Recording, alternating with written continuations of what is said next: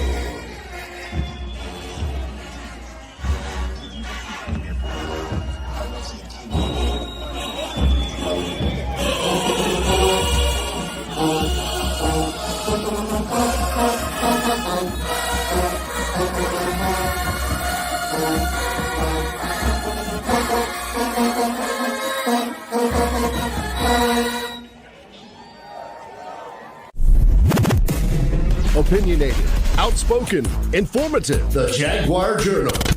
Your source for the latest information on Southern University sports and SWAC athletics. A Baton Rouge sports talk tradition.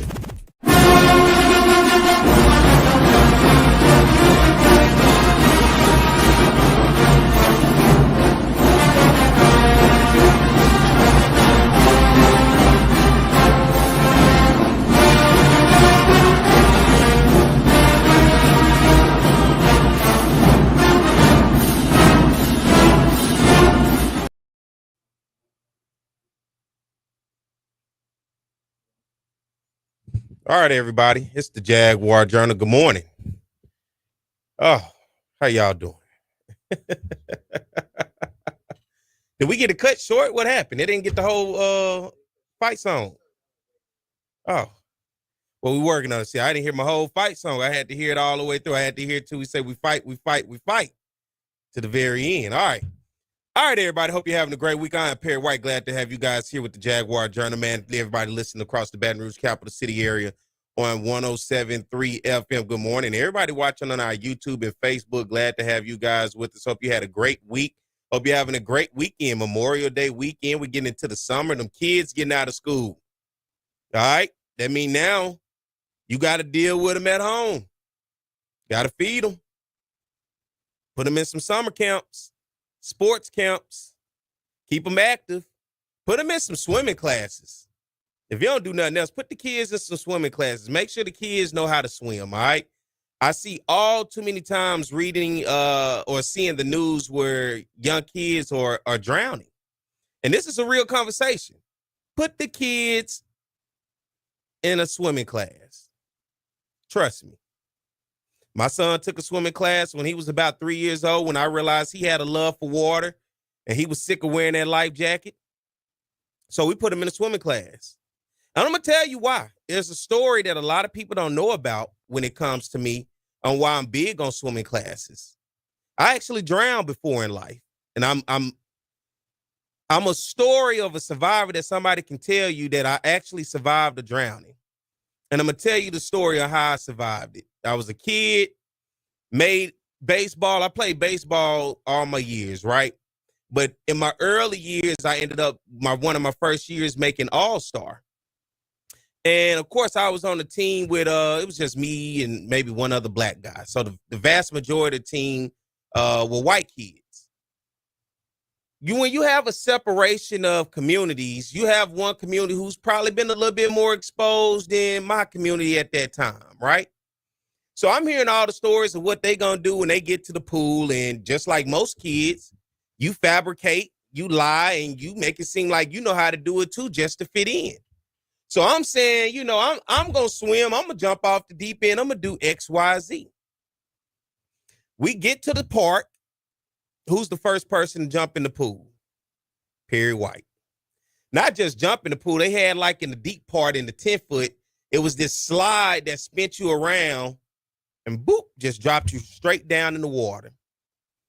God's honest truth. The only thing I remember was as soon as I hit the water, going straight down, looking at the sun glistening off the top of the water. And I woke up, coughing up water. My coach Dan, jumped in when everybody realized I wasn't swimming and I wasn't coming back up. Jumped in, pulled me out, resuscitated me, and brought me back to life. Now, did they put a life jacket on me the rest of the trip? Better believe it. Perry, watch yourself around the pool, okay? They instantly realized I didn't know how to swim. Then I get home, they tell my mom what happened. My mom was ready to whoop my butt because why are you lying to them people like you know how to swim, knowing damn well you don't know how to swim? So not only did I almost die, I got in trouble too, okay? But that is a true story. So that's why I'm always big. I just so happen to be blessed. And this is true. All jokes aside, I was blessed. I could have died that day. Like many young people do who jump in the pool and don't realize swimming ain't nothing that comes natural. It's not easy. So I've always been an advocate for that. You better believe, hey, I got in swimming classes. I could swim like a fish. That's what they call my son, Aquaman. We made sure he could swim better than anybody. I force him, he gets mad at me. I make him swim 10 laps up and down the pool. Dad, what I gotta do? Just do it. But he don't understand it. I got to keep you on your game. I got to make sure you have the endurance no matter what. Now my son is 8. Well, he'll be 8 this year. Kind of tall, somewhat for his age. But I make him swim that pool, deep in, all the way back. But it's a true story when it comes to kids that look like us. When I say us, I'm talking about African-American kids. I see the stories all too much where drownings happen at community pools because guess what? Somebody turned their back, turned their head for a quick second. The kid got too far in the pool, and that's all it takes.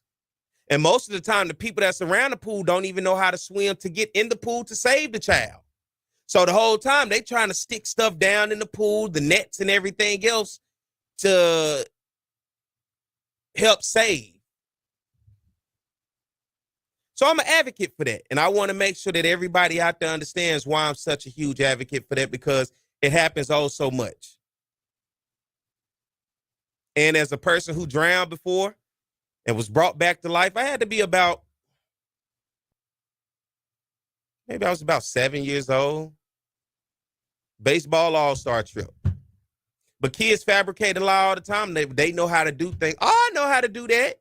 Knowing they don't know how to do it. I was one of them, but that's the honest truth. So I'm big on that when I talk about being able to swim, right? Make sure these kids know how to swim, especially over the summer. But other than that, make sure you get these kids in some summer programs. Keep them active. Not just out walking the streets, not just out being bored, sitting in front of a video game all summer. That's what we're losing kids when it comes to them being antisocial. When you sit down, you're trying to have conversations with them. They don't know how to conversate back and answer questions and feel like you're bothering them and you're asking me too many questions. What's my job as a parent? To see how you're doing. What's going on with you? How's life? But a lot of these kids don't even understand how to socialize because we have created a world in which socializing in person. Now, they can socialize with you on social media. They can get in your DMs, your comment sections, your shares. They can do that all day, every day. Text you. Don't text me. Call me. I want to hear your voice. I tell my daughter that all the time. Do not text me and don't text your grandmother or your great-grandmother. Call. People want to hear your voice. I want to talk to you. But see, text keep things short because you don't want me in your business. You don't want me asking questions because I'm going to ask you questions about what's going on with you because if something going on, we need to know. You can't hide nothing. I'm a hell of an investigator. I'll find out. Like most parents, when we say, "Ooh, your mama knows it," you right. Your daddy knows it, you right. It feels good to have somebody to care for you and mean something to your life when you're dealing with something more so than you feel like you got to hide it. And the older I got and the more mature I got, I've realized the best thing in life is tell the truth and be open, and you'll realize how much more help you'll get from people, including your parents, including the people that love you. Now, you don't want everybody in your business, understandable, because some folks just out there, they're just messy and they talk too much. I try to avoid them. But when it comes to your parents, man, especially as these kids, as parents, we got to do a better job to be able to make sure our kids open up to us and are social. I always tell I'm not your friend, and I'm not here to be your friend. I'm here to be your parent. I'm here to tell you the things that you need to hear, not that you want to hear. I can care less about what you want to hear. But I'm going to tell you what you need to hear. And if you feel some type of way, it's okay. I'd rather adjust your attitude at home than when you get out there in the real world and find out the world don't care about you, it don't love you. And it's a difference when it comes to adjusting attitudes. Because this world out here chew you up and spit you out and never cared that you even existed. Just like the billions of other people who have come and gone on this planet. So for our short time here, it's good to feel love and it's good to love. Especially with your kids. So spend some time with your kids this summer. Don't just send them off and put them in front of an iPad and put them in front of a game.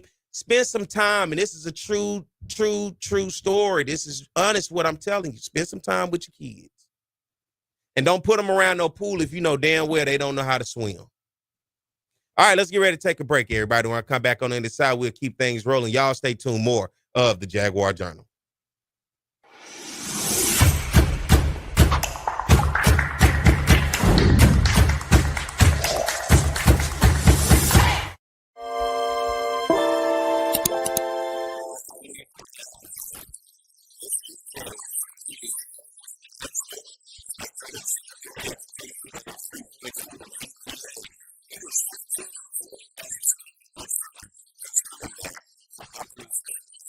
Quincy Richard is the quarterback. And Don, this is a man who's really changed his game from last season, and he's a graduate student as well. Yes, he has, Bob. Quincy Richard has matured into the unquestioned leader of this Southern University offensive attack. 10 wins this season, and he set school marks for passing yards and touchdown passes. And Bobby's had a lot of help, only 5 sacks on the season. He earned his undergraduate degree back in August. He's taking some master's classes, and he wants to be a lawyer.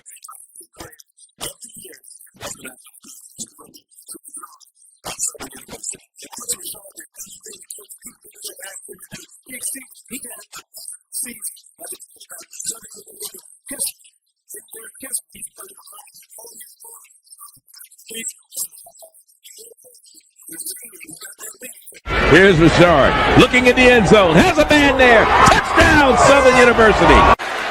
Play clock down to 3. Richard gets it off over the middle.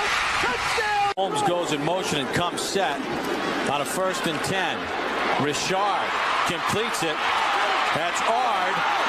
Ard down the sideline. He could go.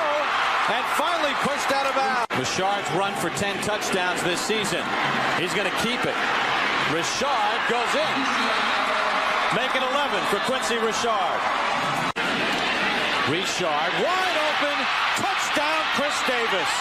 Oh, does he love playing football even more now? That in the flag against Grambling, holding on the kickoff. Richard looking deep, and it's a touchdown. But only 3 times did he go down. Twice he ran out of bounds behind the line of scrimmage. It goes down as a sack. 2nd and 8. The deep ball, and that's our man, Chris Davis, for the touchdown. Time for today's State Farm Players of the Game. And from Southern University, the quarterback, number 15, Quincy Richard. 34 of 42, 552 yards, 5 touchdown passes. Quincy, on behalf of State Farm Insurance Companies, I want to present you with a trophy for the most outstanding player today. Congratulations.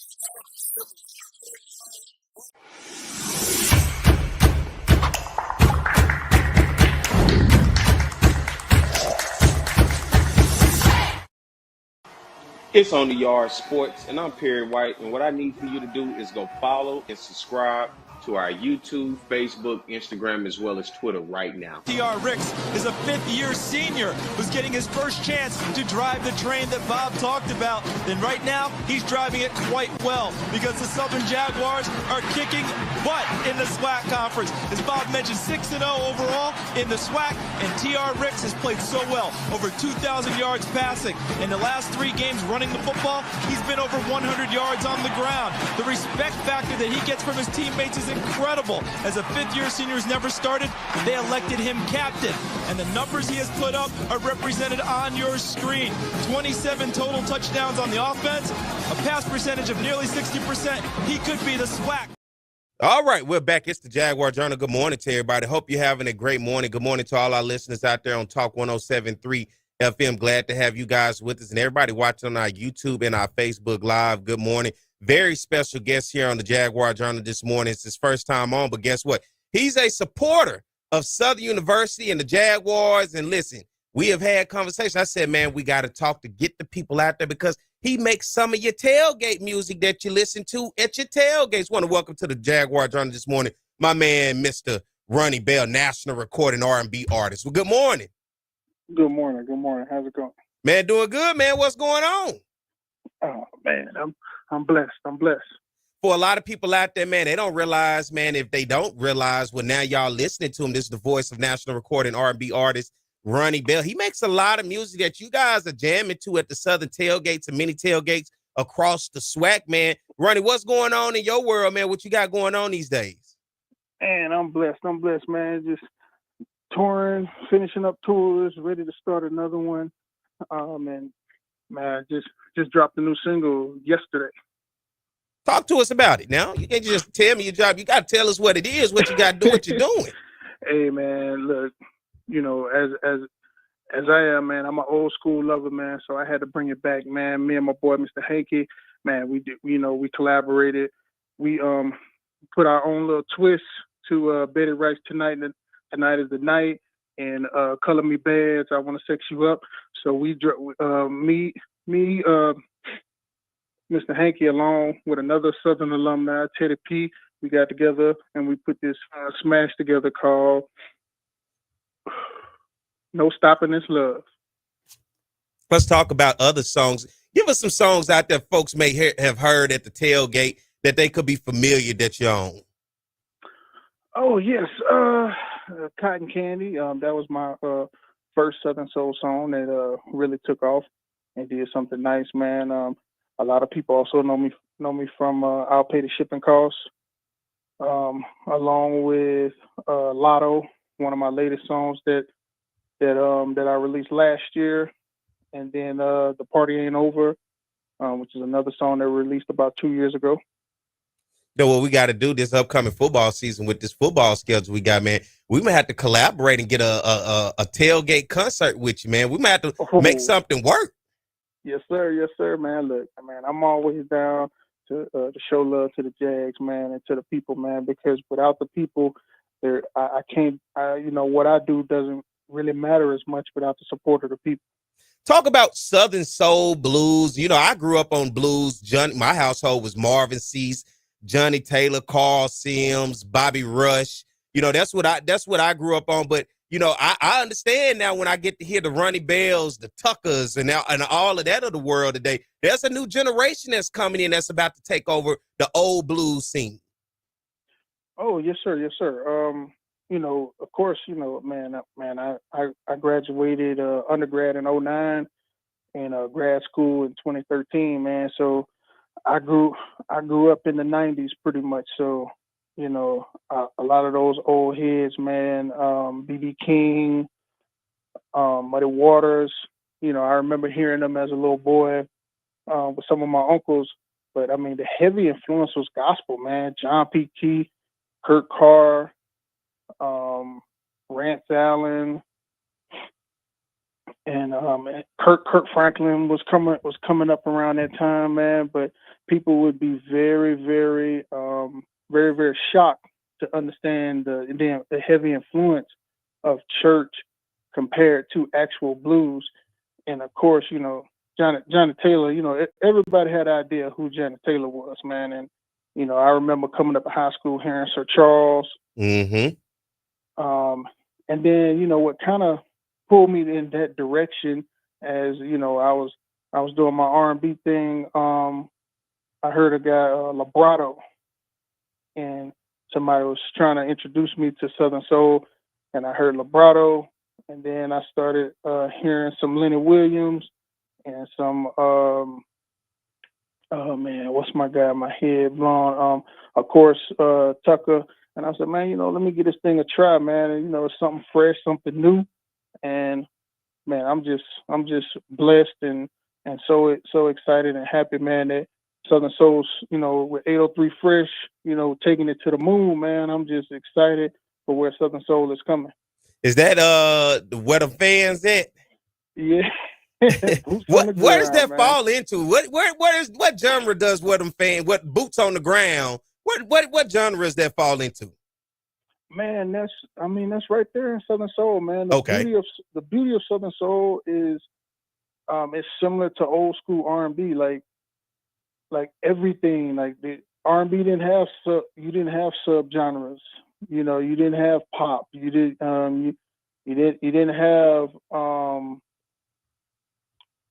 have neo soul, and you didn't have all this trap soul and all these different things that people try to coin now, man. So Southern Soul is just, blues, old school blues, B.B. King, and a lot of the old school cats, man.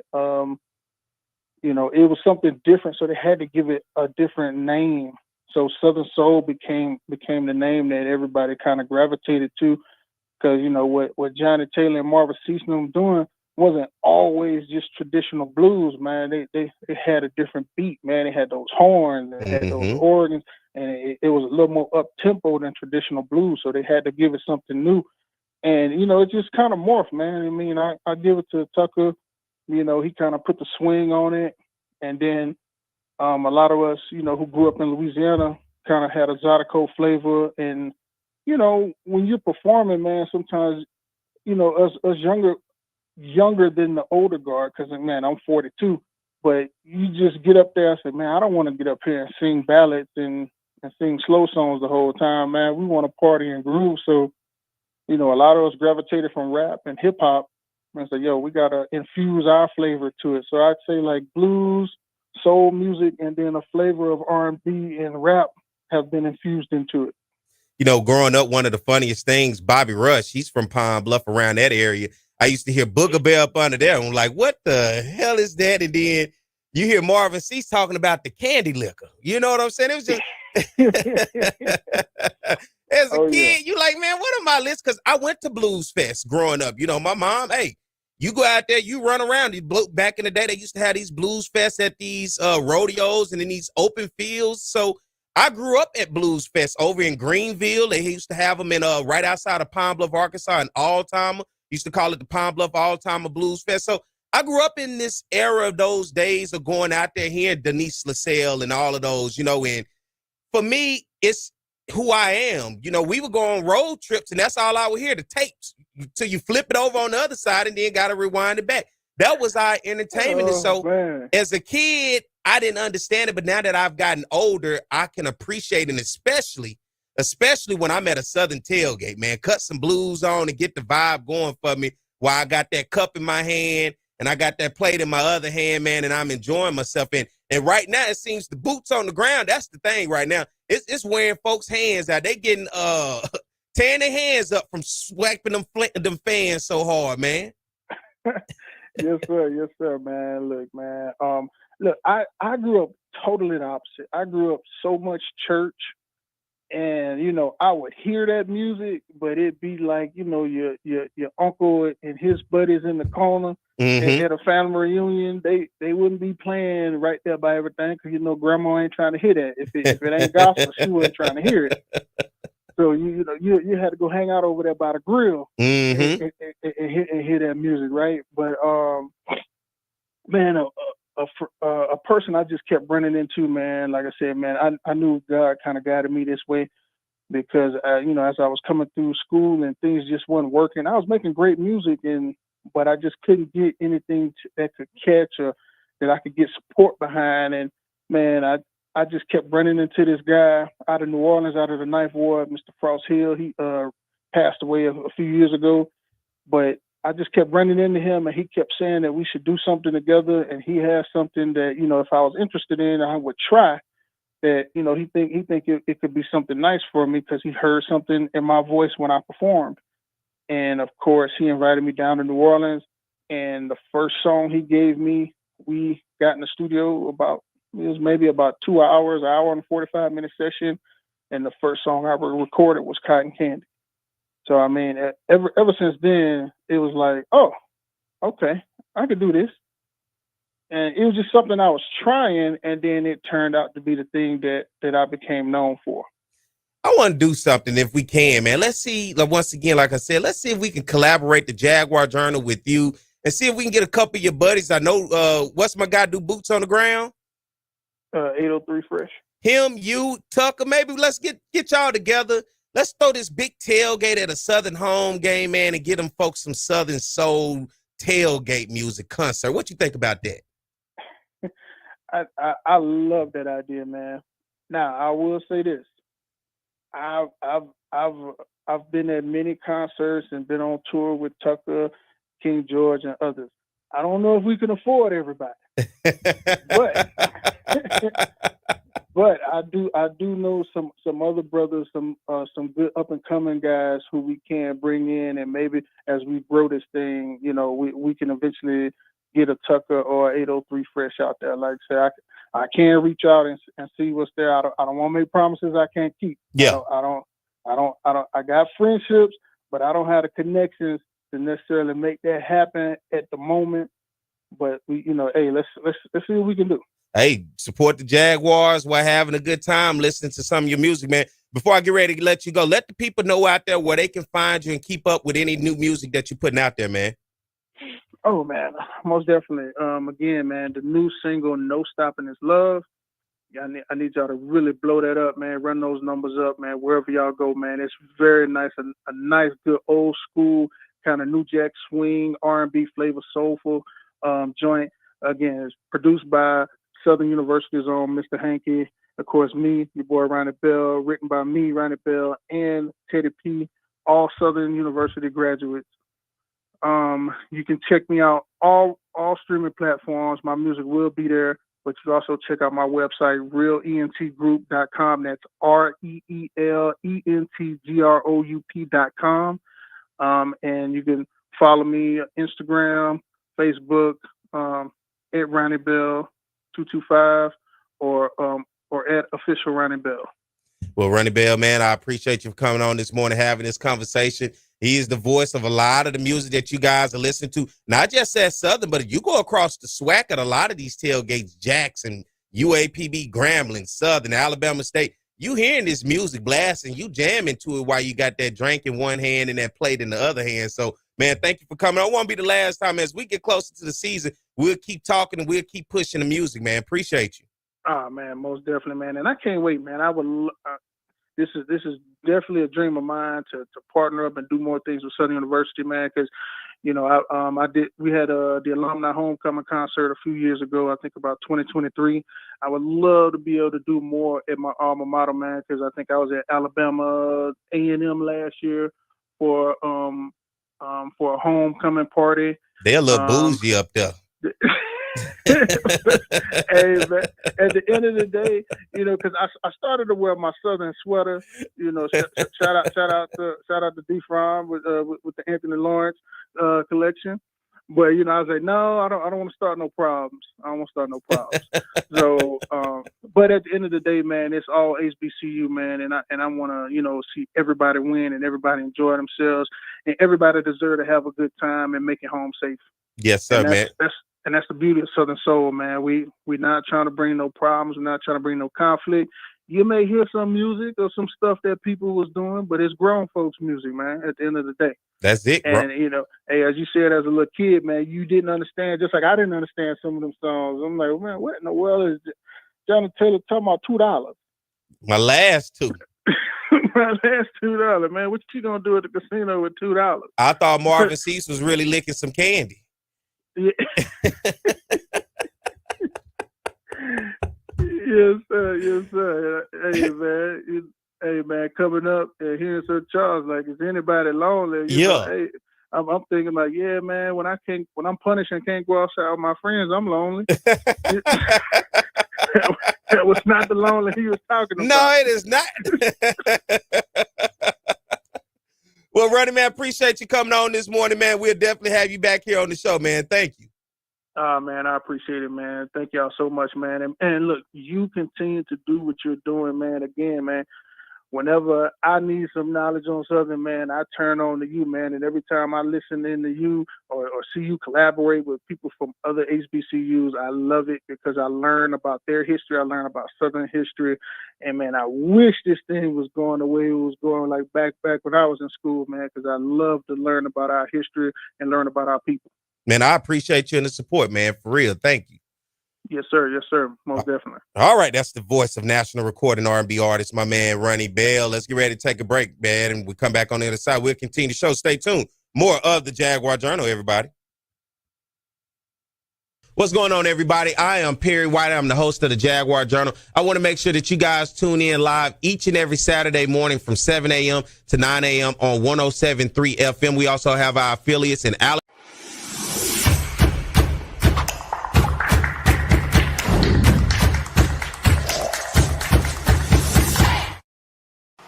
It's On the Yard Sports, and I'm Perry White, and what I need for you to do is go follow and subscribe to our YouTube, Facebook, Instagram, as well as Twitter right now. T.R. Ricks is a fifth-year senior who's getting his first chance to drive the train that Bob talked about. And right now, he's driving it quite well because the Southern Jaguars are kicking butt in the SWAC conference. As Bob mentioned, 6-0 overall in the SWAC, and T.R. Ricks has played so well, over 2,000 yards passing. In the last 3 games running the football, he's been over 100 yards on the ground. The respect factor that he gets from his teammates is incredible. As a fifth-year senior who's never started, they elected him captain.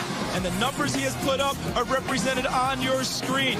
27 total touchdowns on the offense, a pass percentage of nearly 60%. He could be the SWAC Player of the Year on the offensive side. Best, and they're going to get a huge dose of the best offensive player in the SWAC, and that being Thomas Ricks. Yeah, what Thomas Ricks has found a way to do is just beat defenses either with his arm, with his feet, or with his leadership capabilities, finding a way to win the games late with fourth quarter comebacks. He showed versatility and athleticism. He's a tremendous athlete that knows how to win, most importantly.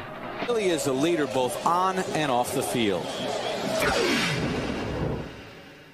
I just think it has come to a maturity level. I have a 4-year-old son, and, when he was born, I had to grow up fast, and, just staying in school and practicing every day, trying to get better every day, just so he can have a better future. It's just been my inspiration. So, I just think that's my motor that drives me and, keeps me in the game.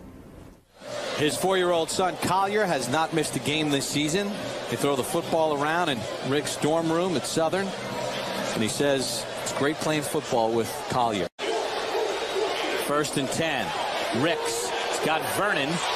Vernon makes the catch at the 45. They can run the entire offense with all those guys in the game. Ricks to Vernon. 1st down. Holmes in the backfield. Ricks. 1st down. Gage on the tackle, but not until Ricks picks up the 1st down. 2nd and 7. Ricks. Overstreet's got it. Across midfield. Ricks. As a receiver downfield, it's caught for a touchdown. Territory. Ricks fakes the pitch. Gets inside the 15. He's in the type of young men that All right, everybody, we're back. It's the Jaguar Journal. Good morning to everybody. Glad to have you guys with us, man. Glad to have my man Ronnie Bell join us, man. Talk about some of that good Southern soul music that you guys enjoy oh so much at tailgates around the South, and not even just tailgates, at your local crawfish boil, and over at the house at your barbecue. Just, overall good time. And I enjoy a good time, don't y'all? I'm sure you do. So as we enjoy a good time, there's a good time being had over in Birmingham, Alabama right now with the SWAC baseball tournament taking place. And listen, a lot going on this week so far as the tournament has took off and started on Wednesday, man. There was a lot going on.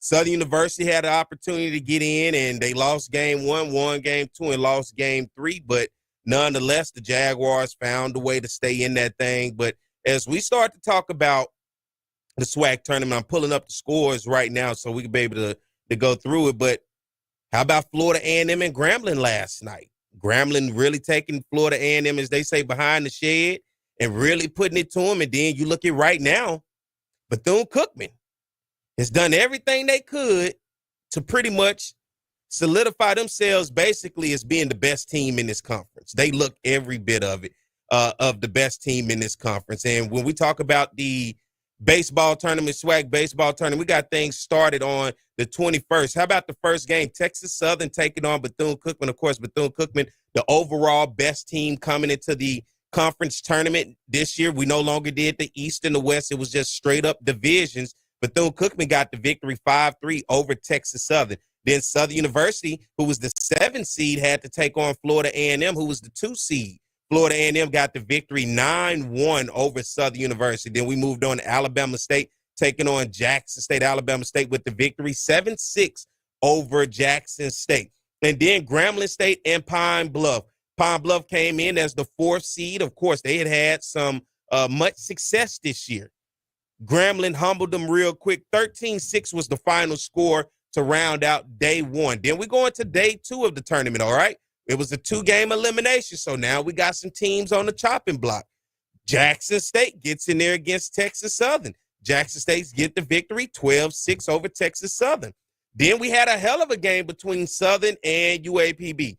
This game started out with UAPB going up 7-0 with a grand slam. It seemed like things were bleak in this game, and Southern University found a way to battle back and win this game 17-11. And I'm going to tell you how serious this game was. When it was 7-0, I went to the UAPB athletic page because they had posted a video of the home run of the grand slam. I went under the video. I said, be sure to post the score at the end of the game when the Jaguars get the W.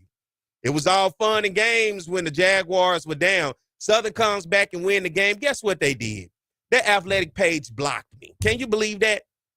They blocked me. So I had to make a whole post and everything else. Then they finally unblocked me. But the reason I thought it was fun and games, just a few weeks ago when they swept Southern up in Pine Bluff, they didn't have no problem posting the score at the end. Now all of a sudden there was an issue, and I didn't understand. What you laughing at, Mike? You saw it? I didn't understand what the issue was. It was all good just a few weeks ago, right? Oh, we swept Southern. Yeah, all 3 games. I see the scores now. I want one score up, and I get blocked. I didn't know they were so sensitive up in Pine Bluff, but I got some calls. People reached out to me. I said, man, look, I'm just joking, but God, dog, you got in your feelings with me right quick. I thought it was just a camaraderie. It's the reason why they got the group called Rough in the SWAC. It is Rough in the SWAC. And I took it light. There's some folks out there in this SWAC group that can get downright crazy with this stuff. I see it all the time. But, nonetheless, Southern with the victory over Pine Bluff. They eliminated the Golden Lions 17-11. We move on. Bethune-Cookman kept things rolling, came back and won this game late against Alabama State 9-8. And then Florida A&M was all over Grambling 14-4 to round out day 2. Then we get to day 3. Jackson State and Alabama State played early yesterday. I texted Ashley Robertson and told him, hey, man, good luck to you guys up there because this was a great game going back and forth. But Alabama State ultimately got the victory 5-3 over Jackson State. Then Grambling and Southern. This was the Bayou Classic on the diamond. It was all Grambling in this one. 16-2 as Grambling ran away with this one over Southern. And then Grambling had to play a doubleheader. They played again last night over Florida A&M, the 2 seed. And this was all Grambling. What a masterful performance for Grambling. I text the athletic director up at Grambling, Travian Scott. Hey, I like the uniforms they had last night. Adidas did them right. I don't know if you guys watched the game on the SWAC Digital Network, but, man, those Grambling unis was nice. And Grambling got the victory in those unis, 13-0 in 7 innings. And so we're going to have one game played today. It's going to be a rematch.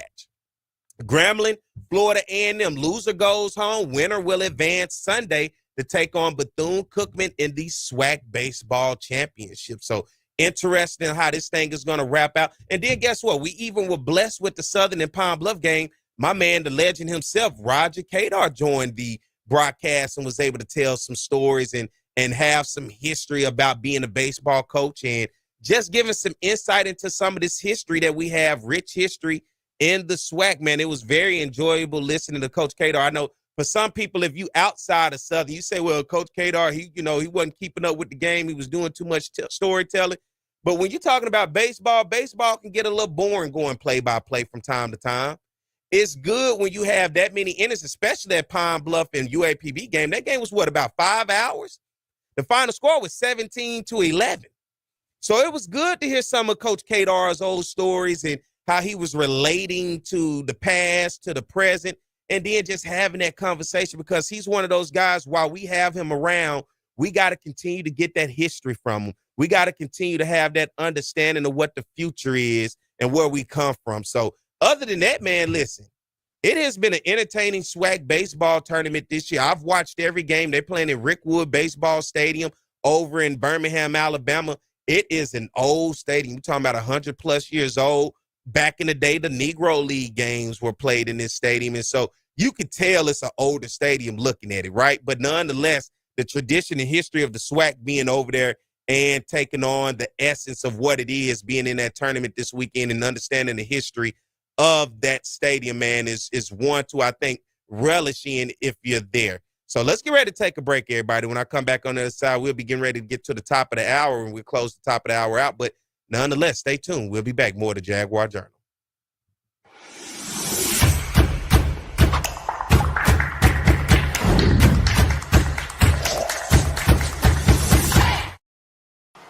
It's On the Yard Sports, and I'm Perry White, and what I need for you to do is go follow and subscribe to our YouTube, Facebook, Instagram, as well as Twitter right now. Talk about offense, we talk about Southern, and it begins with their passing game. Tom, beyond potent, we're talking about high octane, we're talking about fast break, we're talking about 41 points a game, some 500+ yards since Terrence Levy has taken over this offense. Because that young man doesn't drop any ball. With the legacy that you started here, you got to feel happy to see it continue on with Doug Williams. Ball now back at the 22-yard line. Levy, no pressure at all. Touchdown, Ingram. The Bayou Classic. Levy on a first and goal play. Throws a touchdown. Grambling comes with a blitz. Levy steps in the pocket, and his pass is caught. One-handed grab. Sort of in the middle of the road of the SWAC, but immediately they jump on the Jackson State defense. And here's Levy rolling out. And the pass is caught. Ball is at the 31-yard line. Again throwing the football downfield. Oh, and his receiver Hayes makes the catch. See you later. Touchdown, Southern. If you're going to get, I got some free tickets. Look out for it, brother. Going downfield. Oh, and what a play by Southern. Score. He's played a lot tougher ever since. And this is a free play for Southern. 2nd and 15. It's a free play. Levy completes his pass. It's a free play. Oh, and he's still up. It's a free play. Hayes is going to continue running inside the 10, the 5. Unbelievable Michael Hayes. 3rd down. 23 for a first. Levy over the middle. Nice pass that time. 2nd and 20. Levy doesn't have to get it all, but he's going to have to pick up some yards. Here he is throwing. Nice catch made. The receiver, Michael Hayes. There he goes. Hayes makes the catch. Hayes still on his feet. Hayes looking for blocking. Hayes trying to find a hole. Hayes is still on his feet. He alley-oops. He's inside the 15 and drawn out a foul.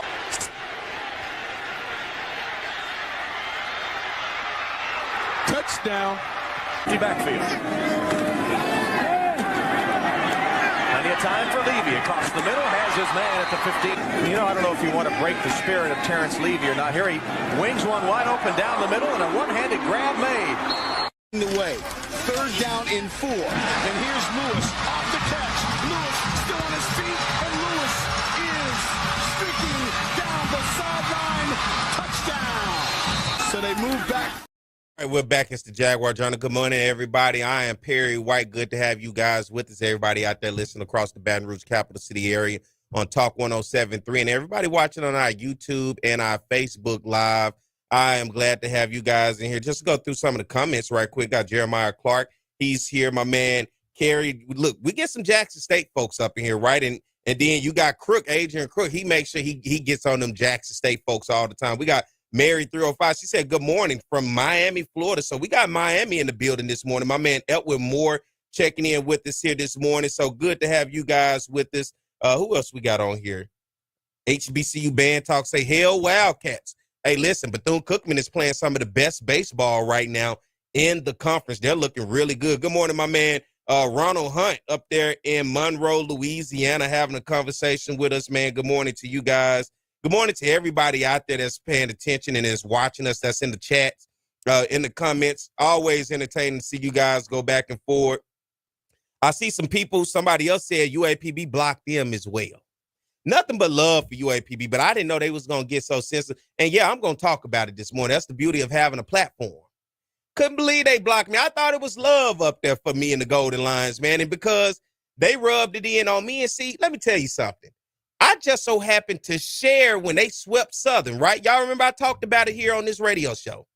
I said UAPB is playing some really good baseball and they're turning the corner. Even gave them a shout out. Started talking about him and said, that's a team to watch. The Golden Lions playing really good baseball. They swept Southern, beat us in all 3 games. I even shared it on my social media. And you better believe all the comments went crazy. Yeah, it was belt to you know what, all of this, and that. I'm a good sport because, you know, at Southern, when somebody get an opportunity to get one up on you, they going to let you know. The moment any school get an opportunity to get one up on you, they going to take it and they going to run with it. We know that oh so well. Let one school beat you and get that opportunity. They going to talk about it until they can't talk about it no more. So I got thick skin. Better believe it. I lived through the Dooley era of Southern. You know how many people was coming at me sideways and crazy, especially when I was on my show with Scotty off script? Oh, man, I'm the target for all the Southern hate. So I'm okay with it. But man, oh man, when the shoe on the other foot, them Golden Lions, and all I said was make sure you post the score once the Jaguars get the W. What was so crazy about that? They blocked me. Then people started calling me. Because, yeah, I made statuses. Hey, be a good sport. Got somebody on the call and give us a call on the phone line. Let's see what this is real quick. I'm like, be a good sport. It's okay. It's okay. But they unblocked me, and I had to tell people, man, it's nothing but love. When y'all was like that with me, I was good. Don't be like that. Don't be so sensitive. And I had to tell them up there, even when they have their game streamed, when the games are streamed up there, don't turn off the comment sections. Let the comments flow. I would never turn the comment section off on the Jaguar Journal. I'm going to let you talk all day. You can do whatever you want to do. Go ahead, let's get the phone line. Who we got on the phone? Chuck, what's going on? About, and you know what, I was looking at last night. I stayed up watching the extra innings, the 10th inning softball game. Texas pulled it out on Clemson 7-5. They go into a third game. That's in that super regional, and I watched, and I was looking at with the SWAC baseball tournament. It's been quite interesting. And you know what, having Florida A&M and Bethune-Cookman in the conference, you know, it's all SWAC baseball has always been great, but you know, adding in, it added more. It just added even more to it, and you know what? It seemed like Grambling each time that, you know, Florida A&M and Bethune-Cookman are being looked at, and Jackson State, like Grambling come out of nowhere and start winning. And I had seen what happened with that Grand Slam yesterday evening, and it shows you and playing at Rickwood Field, what you said, legendary field of you know, the Negro Leagues. Mm-hmm. And that brings that's a lot to then you know, having Coach Kadar on the broadcast. I enjoy his story. I've been following Coach Kadar for over 30 years. Well, Chuck, man, I appreciate the call. I'm kind of up against the break, man. As always, Chuck, man, thank you for calling in, man. All right, it's always great conversing with you all, and your hometown, UAPB. They should be ashamed of themselves doing that to you. Thank you, Chuck. That did me any kind of way. Yeah, I'm gonna land on that one. Yeah, I'm a trader, man. They act like I don't know nothing. I'm just some dude that moved away. I don't have no sense. I don't, but it's nothing but love for UAPB. That's my mom's alma mater. I went back last year to their homecoming to support. One thing I always tell people, it's fun and games, man. That's what we do in the SWAC. We talk noise. That's what this is all about. And at Southern, everybody want to talk noise. Just look at my comment section right now on YouTube. Jackson State, stay in there coming at us. Good morning, Cedric Walker. And everybody else, good morning, official AD. People do come at us. I accept it. I'm okay with that. That's what makes the hoorah the hoorah. I love it. I enjoy that. That's the fun of it. That's what makes the rivalries. That's what makes those W's feel so much better. And those L's hurt. But somebody got to take one. And when Southern take them, you know who everybody point their attention to? Perry White. And I say, okay. It's okay. Finally, good luck to you, finally. Because that's when I started talking noise. All right, let's look at the overall. Southern is always traditionally, look, see, now I get to talking noise. That's where I go with it. We always been whooping everybody. Yeah, it feel good. You can't talk to Jackson State right now about football, but somewhere in their mind, they got amnesia about them Odom's days of almost a decade of just whooping them up and down the field from Jackson to Baton Rouge. But since COVID, oh, man, they act like that's when the football started. Football started, but guess what? That's the part of the rivalry. I don't shy away from that with Jackson State. I go back and forth with them on that. I love it. Even Prairie View tried to get at me a little bit last year, and I don't know where that came from, PV. You got humble quick, all right? Even Prairie View tried to come at us a little bit last year. But that's all part of it.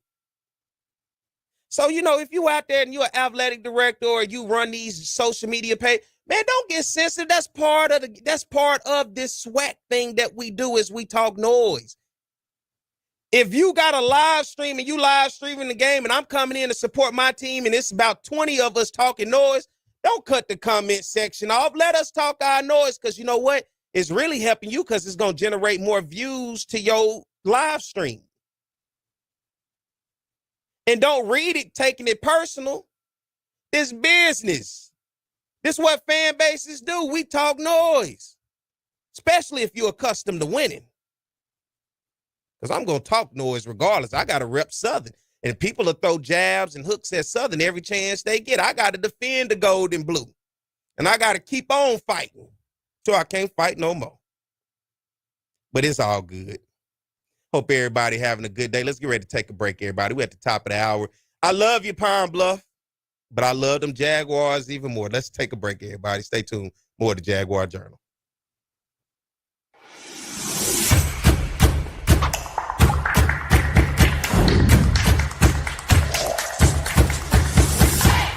Quarter with Jackson State leading 10-3. Ball's at the 31-yard line. Again, throwing the football downfield. Oh, and his receiver Hayes makes the catch. See you later. Touchdown, Southern. And every time you think Southern struggles, they come back, they make a play. They've done it all year long. Kick is up. Kick is good. Second down and a yard to go. Again, they give it to Lewis. Lewis finds room. Lewis still on his feet. Lewis making a move to the outside. He's inside the 25, the 10, the 5. What a run by Ryan Lewis.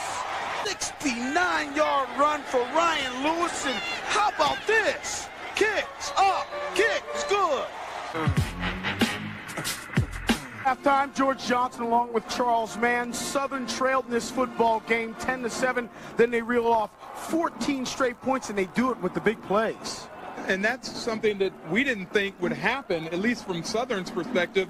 They've been able to methodically go down the field on people and win ball games, not the big plays. You saw the big play by Ryan Lewis running 69 yards, the nice throw by Terrence Levy. This is something that I don't think Jackson State thought they would see in Southern either, and they go into halftime down by 7 points. Jackson State came in the best defense out of the SWAC.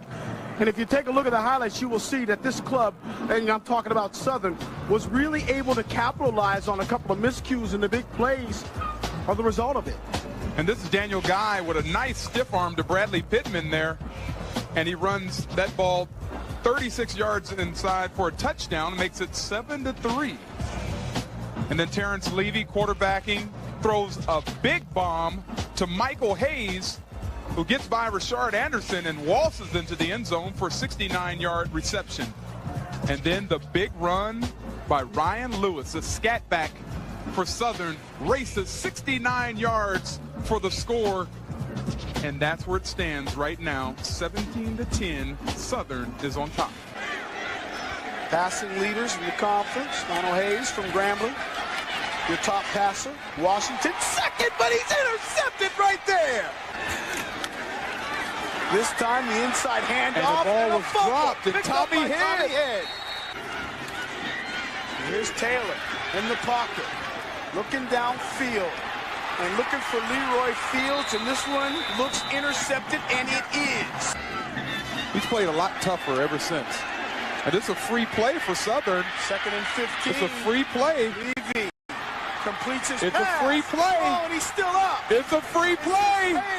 Hayes is going to continue running inside the 10. Back, it's the Jaguar Journal.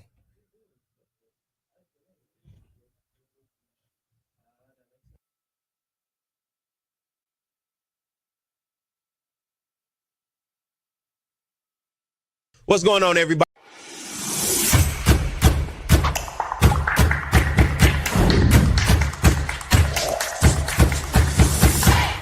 Quarter with Jackson State leading 10-3.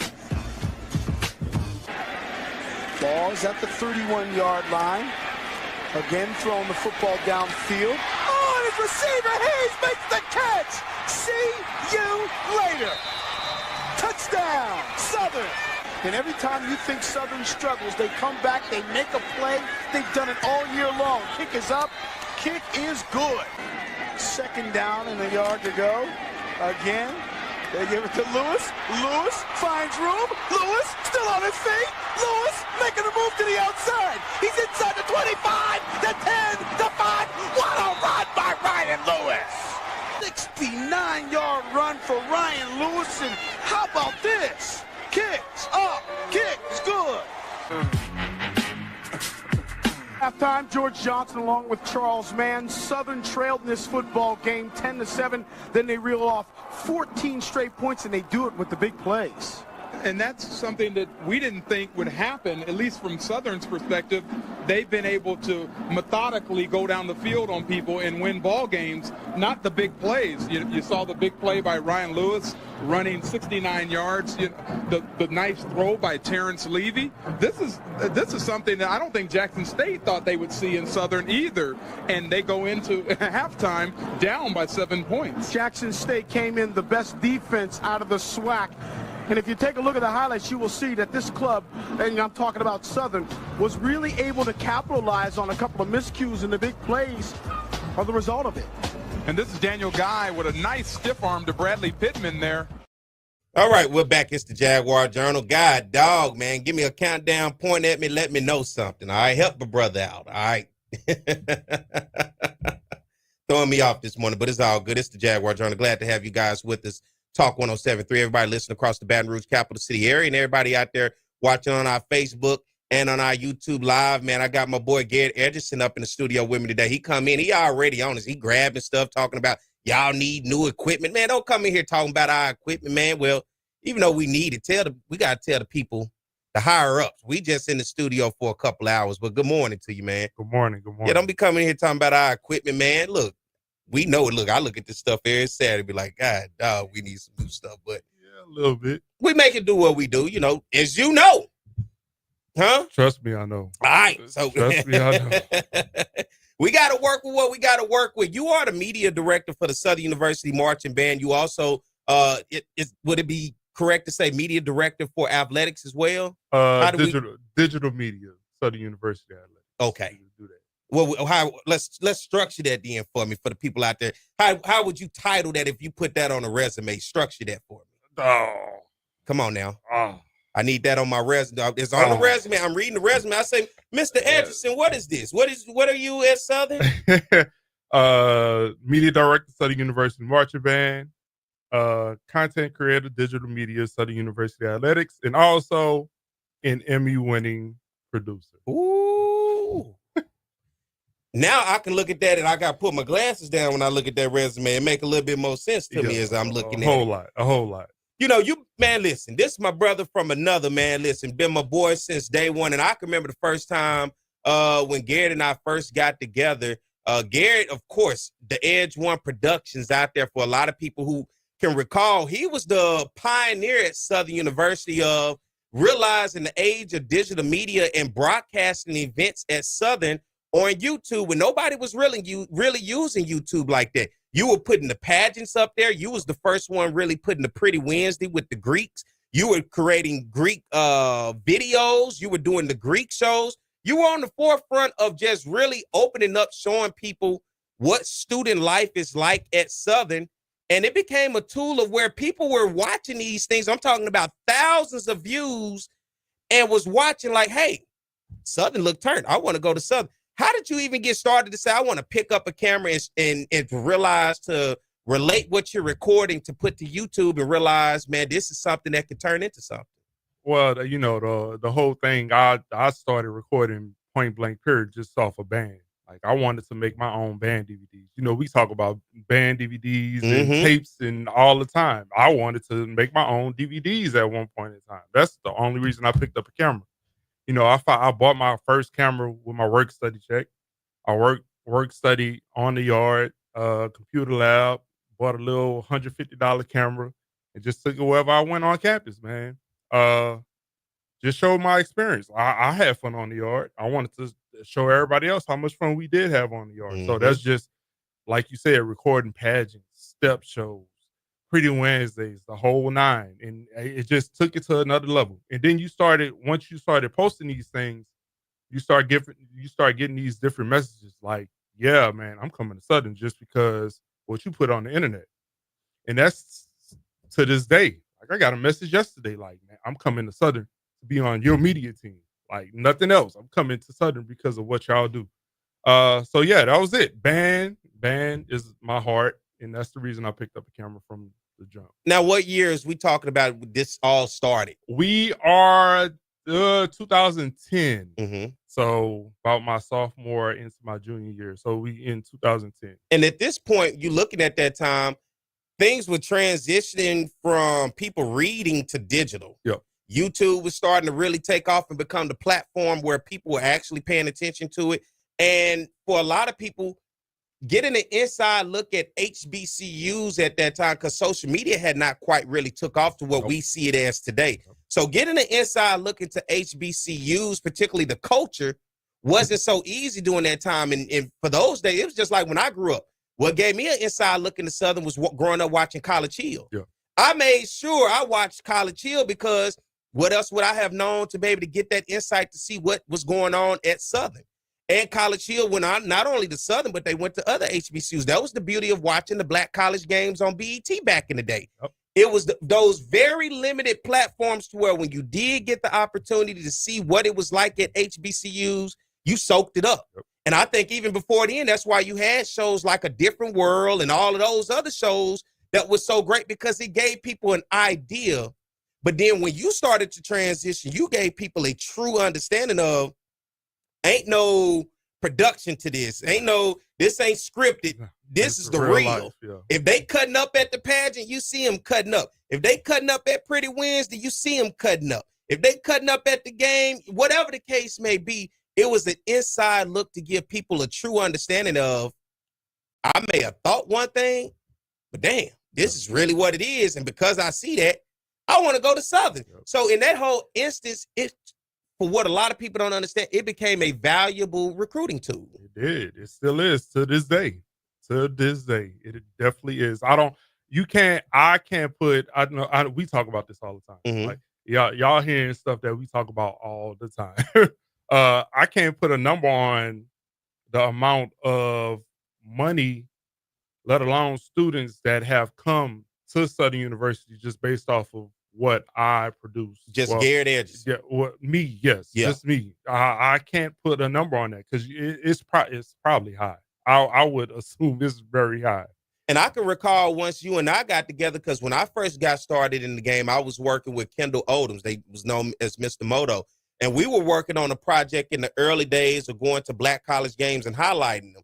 And then I think the first time you and I actually even just talked to each other was in Houston. Yep. It was Southern versus the University of Houston. Yep. And we kind of ran into each other briefly behind the back part of the stadium and said something to each other, because I'm like, man, I see your stuff on YouTube. And at that time, I was sports writing for HBCU Digest, so I was trying to find my way, but it was just a quick little conversation. We went on about our business. Once I got with Kendall and we started doing our film, I'm like, man, look, Garrett has a lot of stuff that could help towards the film. We need to collaborate with him. We collaborated, and then what happened was Kendall and I ultimately separated. And then as I wanted to move forward, I'm like, who's the best person to move forward with? The guy who's doing the best at it, Garrett. So I never forget, I was sitting in my apartment at the time with my roommate, AJ. And I'm like, bro, I got an idea for XYZ, and it was on the yard.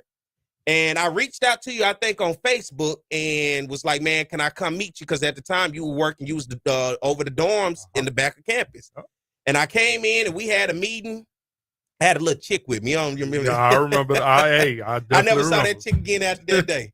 But that's funny, that's a whole nother day. But listen, we sat and discussed on the yard, and before you know it, boom, we was rocking with it. Yep. And even with on the yard, the idea was to bring together alumni, students, be a recruiting tool, and tell the stories of what the school is doing, right? And put it out there for people to see it, not just to hear it and to read it, but to see it.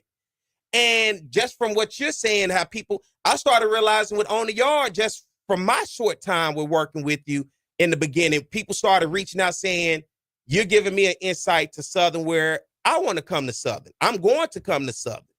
It became a recruiting tool. And then not only that, it prospered into something more, still alive to this day. But then you took what you were doing to a whole nother level after that and started to grow. And at what point did you realize you was ready to take this to another level instead of just uploading pageants and videos, to where you was like, this is something I can really take serious? I got motivated. I think band is my motivation. And somebody told me one time that you won't be able to make money recording band. Mm-hmm. And that pushed me all the way to where I needed to be pushed. Mm-hmm. Because I'm going to prove that person, or I have proved that person wrong. That's right there. But I wanted to prove that person wrong. Like, I can make it in this game. Mm-hmm. Like, I'm gonna build my own highway, and I'm gonna drive down my own highway to get to where I need to go. And that's exactly what I did. So at that moment, I knew it was time to go. It was definitely time to go. And most people in this field especially don't understand, and this is the conversation you and I have all the time amongst each other. People, particularly within our community and at HBCUs, because you remember the early days as we was having meetings with people and everything else around campus and everywhere else, they didn't truly understand what this value was of what new age digital media was. Yep. We were behind the 8 ball as HBCUs in terms of the forefront of digital media. PWIs had already saw the vision, eyes got big, and was like, all right, we see where it's headed. It's time to invest now. Yep. And they made this investment a decade ago. We're just now starting to realize, and even starting to realize, we're still not really wanting to put the value into it, but the value is there. Do you realize how much value this creates, that you have to invest into this digital media age, particularly Garrett and Perry and what we do, and so many others, even the Dream Team, these young people who just won this Emmy? There's a reason. And why I bring that up is all these years, it's been able to be done with limited resources. All the time. Imagine if we had some resources. Just a little bit. Just a little bit. And a little support of somebody saying, I like what you're doing. Because what we hear all the time, people will tell you all day, I like what you're doing, but they ain't finna help. Nah. Man, keep doing what you're doing, man. Oh, y'all like what you're doing. Oh, yeah, man, I'm going to have y'all do this and do that. But as business owners, when it's time to do business and you put down and they say, well, yeah, send me a proposal. And they see what the value is. It costs too much at that point in time. What you want me to do it for? some Vienna sausages and some crackers and $5. They want you want a plate from the Chicken Shack. But you want great work. That's the part where, in actuality, why this conversation is going to be good today. In your opinion, why we don't see a value into digital media, the true actual nature of the value that the rest of the world has obviously seen and invested in? Why is it that we still yet to see it? And even to the point, we got students along with yourself and even myself, now Emmy Award winners, showing this thing. Out of all of these years working, it built something then to not even truly understand what really an Emmy is. I just, people just don't want to invest in it. They don't understand. Well, I'll say this. They don't understand it. People think it's easy. People think we could just wake up, pick up a camera, and bam, we got an Emmy Award winning film right there. People think it's easy, and it's not easy. It is not easy. I've had tens of thousands of sleepless nights, sleepless days, trying to do X, Y, Z, and people don't see that.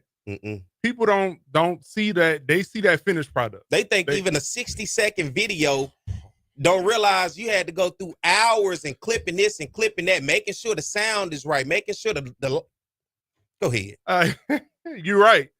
I made a Bayou Classic intro video. It took me 5 hours to do a minute of a video. Like, people don't see that work that you put in behind the scenes. So they just don't see it. But I mean, it's be honest, tell the truth. People are in their old ways. I don't, most times it makes me sad, like, man, y'all don't see the value in what's going on. Like, y'all don't see it. And it hurts. It definitely hurts. And we talk about it all the time, man. Like, this thing, what just happened was like the top. We hit the top of the mountain, the absolute top of the mountain. We in the same room, NBC, ESPN, Fox. I'm looking at Mike Tirico. I'm looking at Ryan Fitzpatrick. I'm looking at Ryan Clark. We hit the top.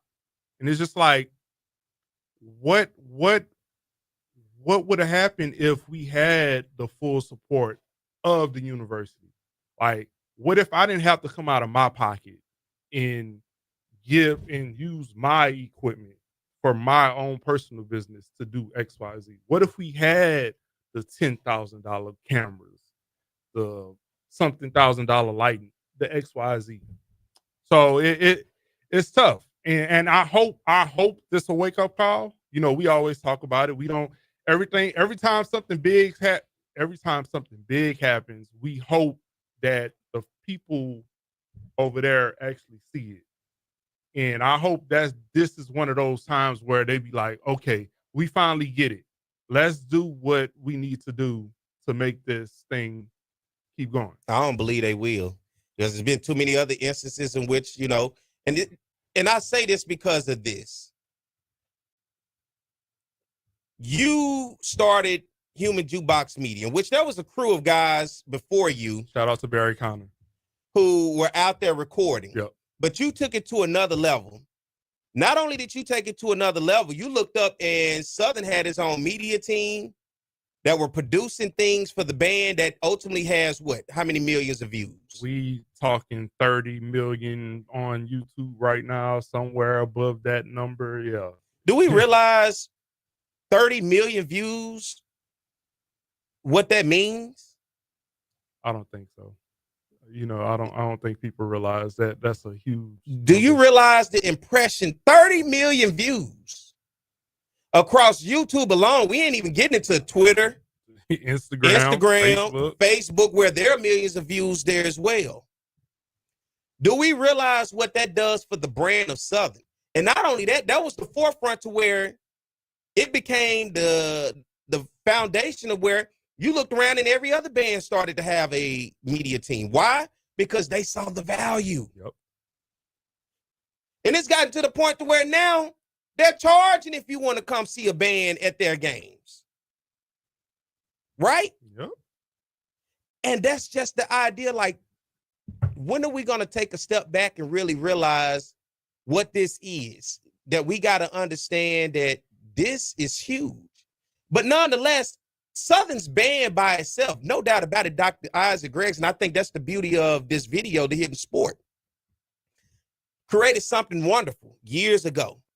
And it carried on through Lawrence Jackson. It carried on through Nathan Hamer. It carried on through Kedrick Taylor and what it is today.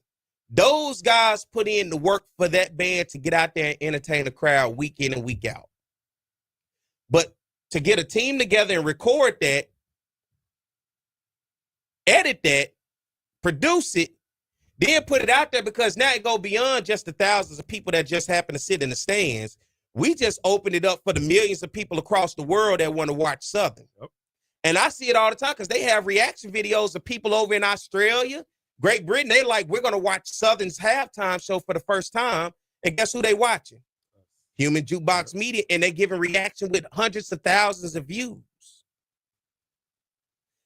The value to the visibility is what I'm asking the university out there to please understand, because when I get on here, I've been saying it for years, not only for Southern, but for HBCUs and particularly for the SWAC conference. The stories that we have to tell and the imagery that we need to capture is so much value out there to it, but we overlook it and we act like it don't exist, because if I acknowledge it, then that means it's a value. But if I don't acknowledge it, well, you just keep doing what you're doing. You know what I'm saying? Just, hey, you keep on doing, as long as I don't acknowledge it, he'll keep doing it. But if I acknowledge it, then I have to put some money into it because I'm showing you have a value. But nonetheless, the value is there. When you tell me 30 plus million views off of YouTube alone, do we realize what 30 million views looks like when it comes to somebody saying that's Southern University? And why when we go places, it does not matter the color of the skin of the person. They know who Southern is. Yep. And you know what? I watch your YouTube channel all the time. The kids love it. Had my son marching around and backbending and doing whatever else. And it does not matter the color of the skin. But to get to the point of winning an Emmy, as you said, the pinnacle. All of these years of hard work, getting the teams of people together, training, coming out of your pocket, and then still trying to show the school here's a value. And even with that value not being completely represented by the school when you talk about funding and value, here it is still finding a way to slip through the cracks through everybody who may not even see it for what it is, and still found a way to get to the pinnacle of winning an Emmy. Yep. And for people out there, if you don't know what winning an Emmy is, it is, what more do you want me to win? An Oscar? An Academy Award? Like, we're not talking about nothing on a small level. We're talking about an Emmy Award. This ain't the BET Award. It ain't. it ain't the Jackson. So Jackson State tried to throw some shade yesterday. What they do? They posted that their band won an HBCU Go Award. A hoodie, a telly, something. And I'm like, okay, this ain't an Emmy. Like, Jackson State, stay out of this one. This ain't for y'all. There's no way you can compete what you have against an Emmy. Yeah, no. That room you was in was not the same people in the room that you was in the network. Not at all. And even with that room, how does the university not take advantage of that opportunity? I felt the same way with being in the room with the Super Bowl. Don't just be happy to be here. Look around this room and see what can help Southern University move forward. What network, what connections, what people can I talk to help us? Yep. The same way I was looking at with the Emmy. It's cool to say congratulations and to share it and be caught into the moment. But when the moment wears down in about a week or two, where are we going to be at that point? Is this Emmy just going to be a thing of the past? Or is this now something to say we have reached a pinnacle, and the fact that we've reached this level, we got to do something about it. This is something for Southern to name me an award at Southern they done won. And Southern, don't be mad because I'm being critical, but I've been on the scene just like Garrett for many years, and the people who know, and they understand that a lot of the work that we do is just the love for Southern. Yep. It's so many times when we had the conversation, be like, bro, if we was at LSU, Ohio State, USC, the sky would be the limit. Yep. But we do what we do because of the love of the HBCU. And I tell people all the time, Southern gave me an opportunity. So it is my investment back to do for the school that I do. Because Human Jukebox Media, we don't get paid. I don't get paid. I do it for the love because I go out there because, first of all, I support you and what you do. I see your vision to help your vision come true. And then, most of all, it's for the school because I understand for the school to make it, even though they don't see it, we got to do it.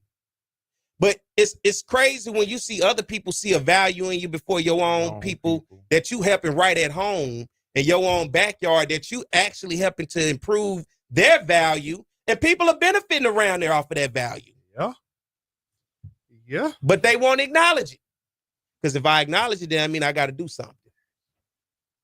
No doubt about it, Garrett should be one of the highest paid people on at Southern. And I say this as my friend, as somebody I do business with, and watching the steps. But the fact that you got a crew together and now we're talking about an Emmy. Emmy. An Emmy. We're talking about the highest level and did it with no resources. It ain't like the school was like, you used our equipment. Did anybody even ask the question? Nope. Because they don't care. Nope. Let's just say thank you. Let's congratulate them. Let's move on. We got a caller. All right, let's go to the line right quick. We got CJ on the line. Good morning, CJ. Good morning, Perry. You're doing a great job. Your guest has done a great job, and he has been rewarded. It just hasn't been a financial reward, but it's a reward that he should gain great financial resources down the road. But when they was on 2 or 3 weeks ago, Gary, he had the whole group on, and I did come on and made an offer to them, a suggestion to them. But no one called me from that group. And so I say sometimes, Southern is a little slow in doing what they need to do. And Perry, you've been a victim of this for ever since you've been on the show. I've been on this show. I purchased this show 26 years ago. And 26 years ago to this day, the people that's in charge to promote Southern University on this show have told me no, they do not want to do anything on this show. Even though, Perry, you bring the president, the athletic director, all the coaching staff, the young man you have on there now that do things to show how everyone have contributed to Southern. But when it's time for Southern to pay back, give back, do things for the people who's doing something for them when they couldn't afford to do anything for themselves, it's zero. Zero. I've given more money to Southern than they ever thought about giving to me. But I was just trying to say the young man did an outstanding thing. He shouldn't have to go through what he's going through to put him out front. So I just wanted to say that y'all having a good time. Give him my number. He might give me a call and we can talk. Yes, sir. Thank you, CJ. All right. And for people out there, man, one thing about this show, and people can love it or hate it, I can care less. I'm going to call it like it is. I'm not lying on nobody. I'm just being honest.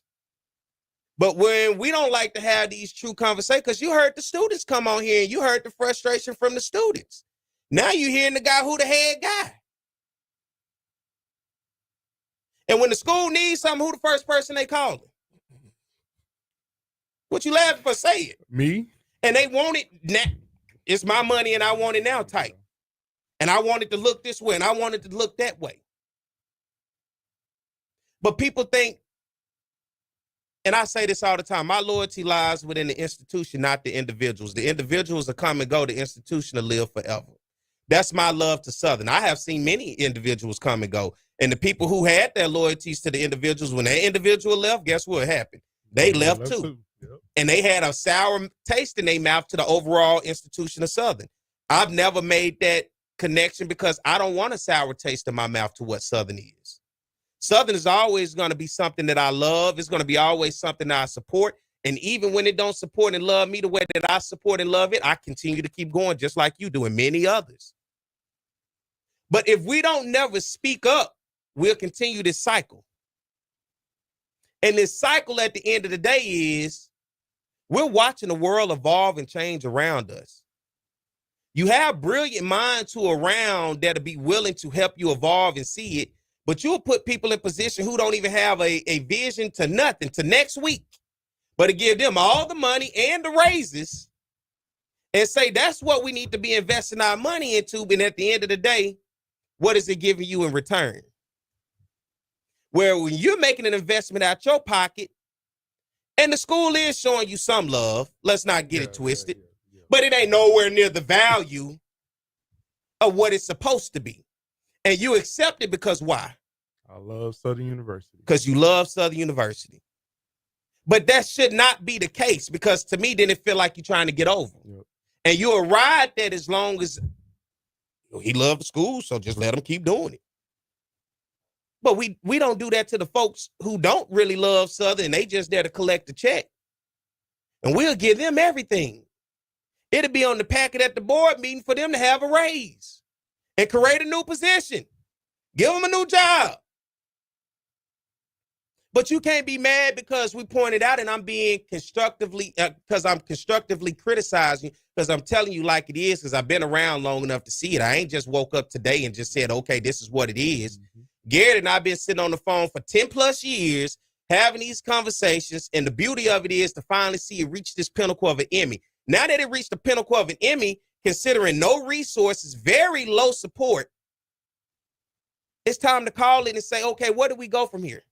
Because the day he walks away, the day I walk away, and the day many others walk away, the first thing is say, man, how did we lose them? We had them right there. How did we lose them? Then you're going to see the people who going to really come, and you're going to have to pay them because they ain't going to be doing it for no love. Not at all.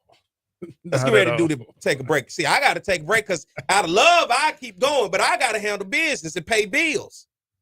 So let's pay some bills and take a break. We'll be back more to Jaguar Journal.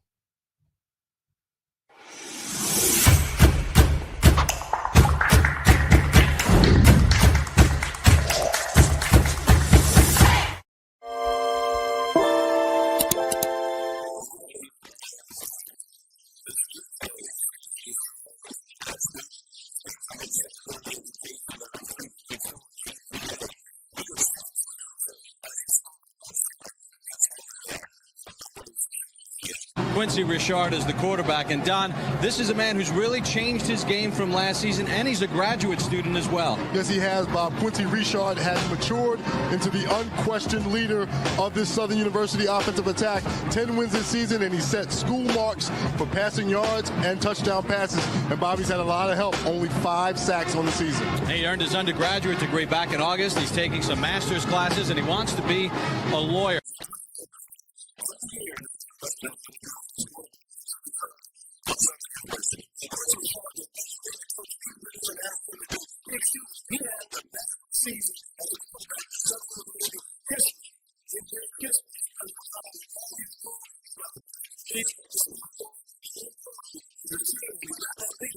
Here's Richard looking in the end zone. Has a man there. Touchdown, Southern University. Play clock down to 3. Richard gets it off over the middle. Touchdown. Holmes goes in motion and comes set on a 1st and 10. Richard completes it. That's Ard. Ard down the sideline. He could go. And finally pushed out of bounds. Richard's run for 10 touchdowns this season. He's going to keep it. Richard goes in. Make it 11 for Quincy Richard. Richard wide open. Touchdown, Chris Davis. Oh, does he love playing football even more now? That in the flag against Grambling, holding on the kickoff. Richard looking deep, and it's a touchdown. But only 3 times did he go down. Twice he ran out of bounds behind the line of scrimmage. It goes down as a sack. 2nd and 8. The deep ball, and that's our man, Chris Davis, for the touchdown. Time for today's State Farm Players of the Game. And from Southern University, the quarterback, number 15, Quincy Richard. 34 of 42, 552 yards, 5 touchdown passes. Quincy, on behalf of State Farm Insurance Companies, I want to present you with a trophy for the most outstanding player today. Congratulations.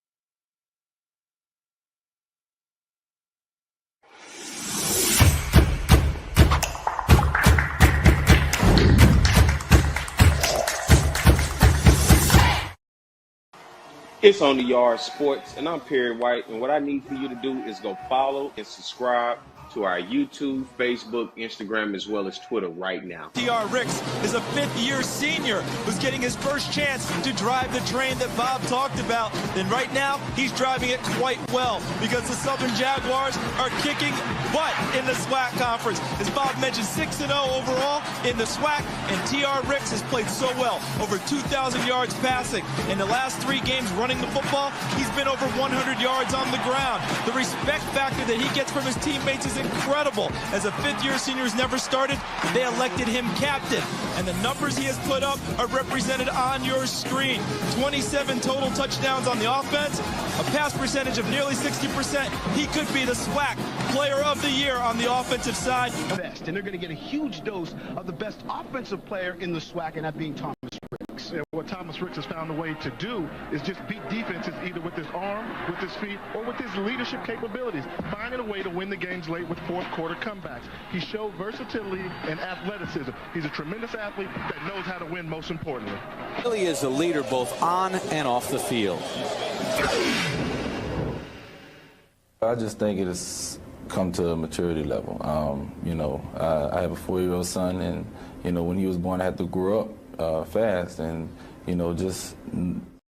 All right, we're back. It's the Jaguar Journal. Good morning, everybody. I am Perry White. Glad to have you guys with us live on Talk 107.3 FM across the Baton Rouge capital city area, and everybody out there listening on our YouTube and Facebook. Glad to have you with us. I'm looking at the comments. See, sometimes when you have conversations like this and it's real, people be ready for you to switch the subject and go somewhere else. Yeah. I'm not. I'm having an honest conversation because you and I got my man Garrett Edgerson in the studio with me today. We are entrenched in this 100%. So when it's something that I'm passionate about and I'm speaking about, I'm not. And listen, I ain't just talking about Southern for y'all out there thinking it's just Southern. It's your HBCU too. It's the SWAC conference as a whole. That we're behind when it comes to digital media. Would you say? About how many years you think we're behind when it comes to digital media, Garrett? I give it about 8, 9-ish years behind the 8 ball.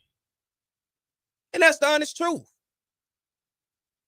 So if you feel like, and I saw somebody, Elton Moore said, well, who is Perry? Say, man, Elton, you'll be surprised where people don't want you to say nothing about Southern. Everybody want this glorification. Everybody wants you to be one way. Just speak and say it smells good over there, and everybody's beautiful. But just because it look good on the outside don't mean it's good on the inside. Don't look good on the outside either. And when you got people like Garrett and myself who put in countless years of work, because you go put in some work somewhere and see what it is. I bet you won't go do what you do because you got a love for it. You're going to do what you do because you want some money for it. But then we say, well, what do we do to give back to our schools and our HBCUs? And I'm here to tell you, Perry and Garrett has given back to Southern because we love it. Because the average person, you wouldn't do half the stuff that we do for Southern that you don't even know because you love the school. But we understand the beauty of making sure the story is told and that this thing moves forward into the future. A lot of it is not going to be acknowledged by those who can acknowledge it. A lot of it will be downplayed to act like, oh, it's nothing. What we said yesterday, that little That little trophy. Oh yeah, I saw you. Y'all got your little Emmy. Your little Emmy. I see you with your little business. I heard you on the little radio show talking. You know how we do. And when I hear little, that's the slick stuff. And you trying to be slick, but at the end of the day, I'm picking up what you're putting down. Mm-hmm. But at the end of the day, all of this comes around to tell a story. And I'm not just talking about Southern. I'm not just talking about this institution. I'm talking about us as HBCUs, and I'm talking about us as a conference, considering the Southwestern Athletic Conference, in which I come on here all the time to tell you what this value is that we have. And there's a reason people eat it up and watch it all the time. How many social media pages are now out there that are existing because it says HBCU? Getting hundreds and thousands of views because you're showing a Pretty Wednesday. You showing some Greek stepping, a Greek show, a school party, a homecoming. Why are those videos getting hundreds of thousands of views, but they not by the school? You're watching other people come in and monopolize off of you. Because isn't that what's happening on social media right now? It is definitely what's happening. And the issue with the schools, when somebody does create content, the schools won't even share it. They act like it's a problem because our name isn't on it or we didn't produce it. We can't share it. But guess what? If it was ESPN or Beyonce, I guess you got to be a certain name to be shared. We talk about that all the time. And I'm saying this to the masses of you out there because you may not be in this field to understand. You may see these same issues at your particular school and say, damn, you know what? We could do so much better. We act like we got a pocket watch and look at titles like you have to be something certain for us to then get behind it. How much money he making? Where he getting his money from? What's the title? What does that matter when I'm putting in the work?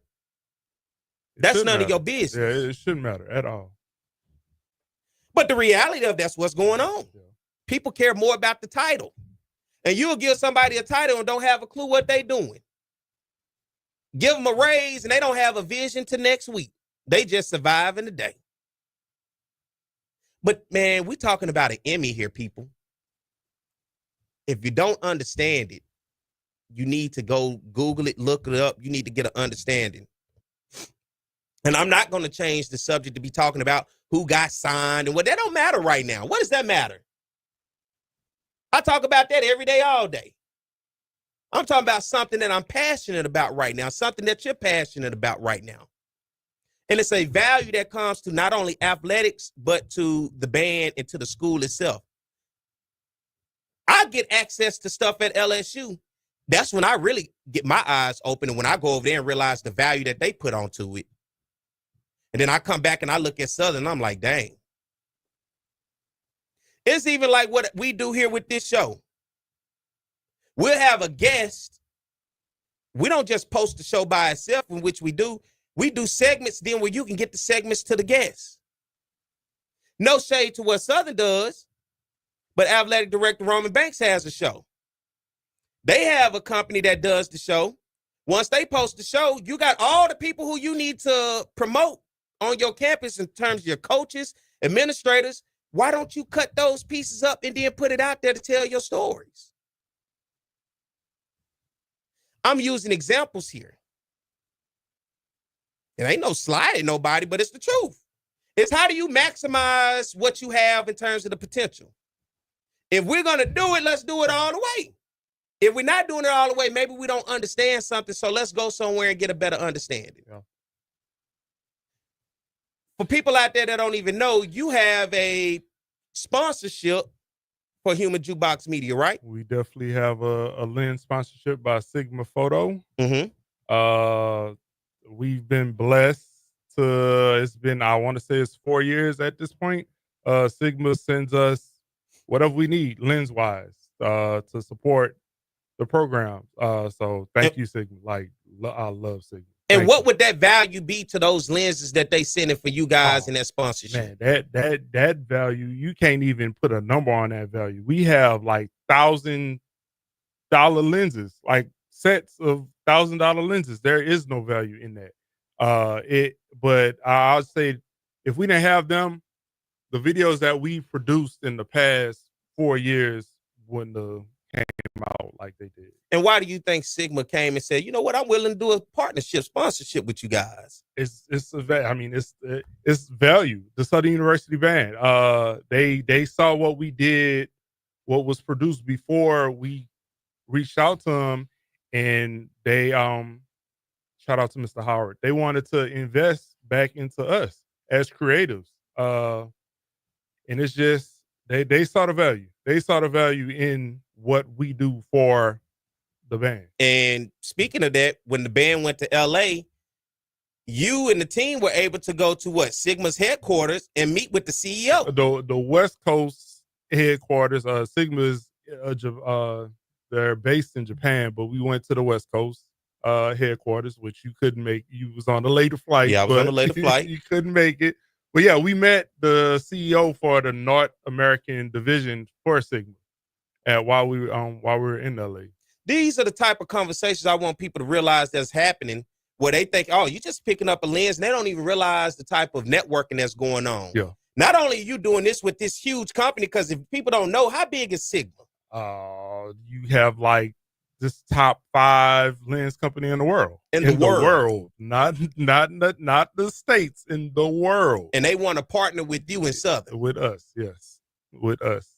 Press releases, I always say this, everything we do is just not about the band or XYZ. You see Southern University first.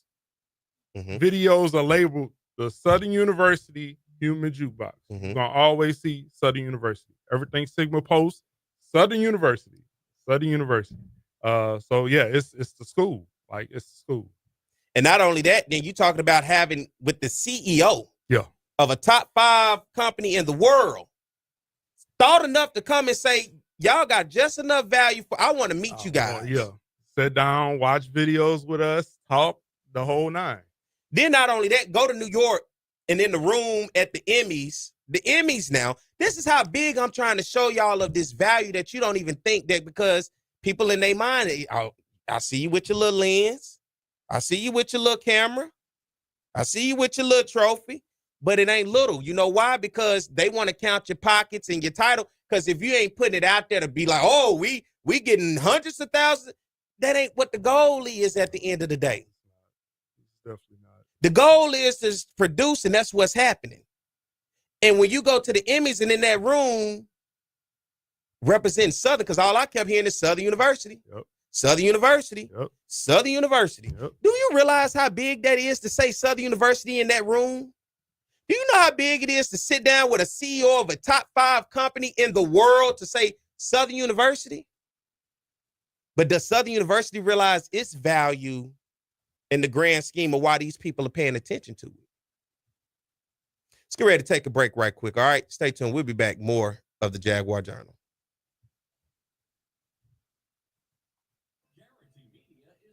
What's going on, everybody? I am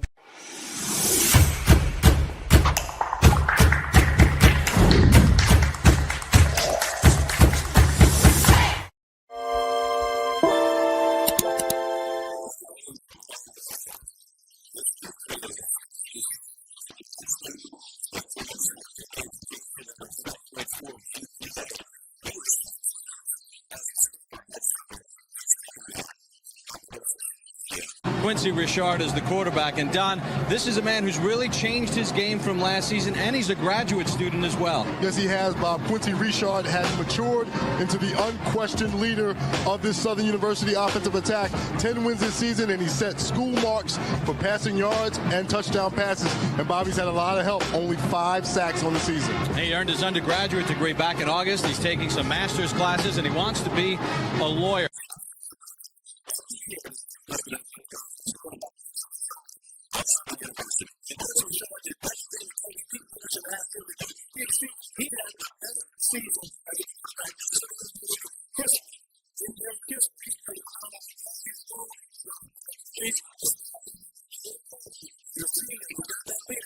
Here's Richard looking in the end zone. Has a man there. Touchdown, Southern University.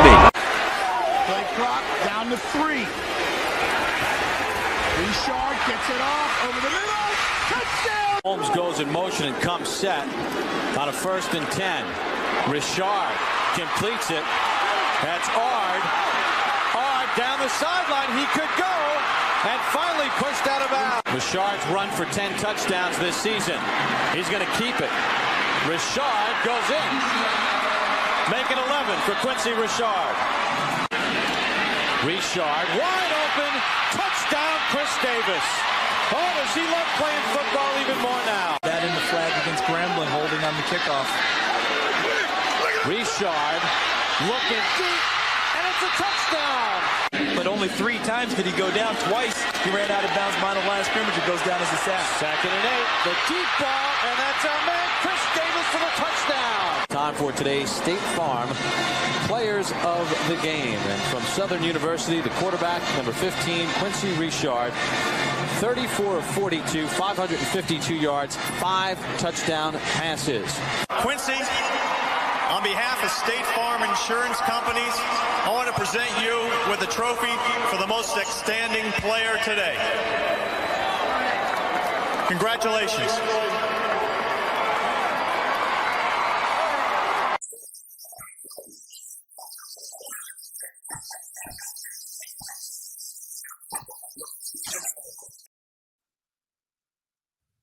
All right, we're back. It's the Jaguar Journal. Good morning, everybody. I'm Perry White. Glad to have you guys listening to us on Talk 107.3 across the Baton Rouge capital city area, and everybody watching and listening to us on our Facebook and YouTube Live. Got my man Garrett Edgerson here in the studio this morning with us. Congratulations on winning the Emmy, man. Man, congratulations to you. Yeah, man, congratulations to us. Yeah. You know, the price just went up. It definitely went up. Yesterday's price ain't today's price at all. We can't tell black folks that because then they, well, I just can't afford you.